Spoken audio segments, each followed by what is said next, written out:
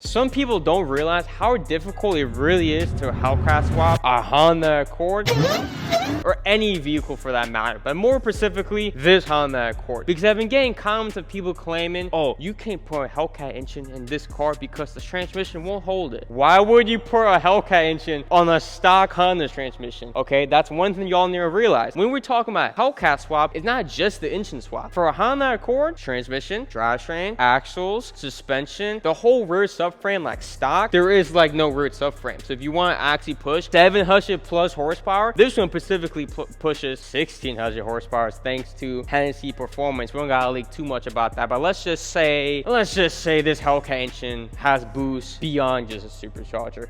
Anyways, the whole rear of this car has to be redone, like not from like the outside of course, but like under this way you can't see from looking at it right now. If you take like a wrecked Hellcat and take a lot of parts from the wrecked Hellcat, you can pretty much just throw it into here. The reason why it's so difficult to Hellcat swap this specific vehicle, it's front wheel drive stock. So not only do you have to rebuild most of the car, the rear subframe, the transmission, the axles, now you gotta make it rear wheel drive. And that whole process is kind of a headache because you're essentially building a whole new car. Like, I don't know what other way to put it, but most parts on this car that you can't see is not OEM from Honda, like not one bit. This is pretty much a Hellcat damn near with just like a Honda Accord body on it. Like if I did that, it might have been easier low key. But probably the most difficult thing about this vehicle is actually doing all of this custom work to make everything happen, because it's not just like, oh, removing the engine and plopping in a new one. You have to make custom engine mounts, custom transmission mounts,